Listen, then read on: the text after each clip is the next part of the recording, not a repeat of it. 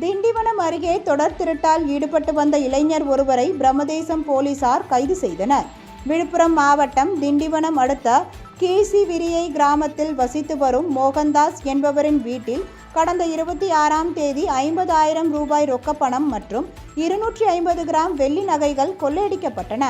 இதேபோல் தி நல்லாலம் கிராமத்தில் மலர் என்பவரது வீட்டில் 6 கிராம் தங்க நகைகள் திருடப்பட்டன. இந்த சம்பவங்கள் குறித்து பிரம்மதேசம் போலீசார் வழக்கு பதிவு செய்து விசாரணை மேற்கொண்டு வந்தனர். இந்நிலையில் தி நல்லாலம் கிராம கூட்டுச்சாலையில் சந்தேகத்திற்கு இடமாக நின்று கொண்டிருந்த நபரை காவல் நிலையம் அழைத்து சென்று விசாரணைக்கு மேற்கொண்டனர். அவர் தி நல்லாலம் கிராமத்தை சார்ந்த அருண்குமார் என்பதும் 2 கீழ்வெரியை மற்றும் தி நல்லாலம் கிராமங்களில் நடைபெற்ற திருட்டு சம்பவங்களில் அவருக்கு தொடர்பு இருப்பது தெரியவந்தது. இதையடுத்து அருண்குமாரை கைது செய்த போலீசார் அவரிடமிருந்து 20,000 ரூபாய் ரொக்கம் மற்றும் 6 கிராம் தங்க நகையை பறிமுதல் செய்தனர்.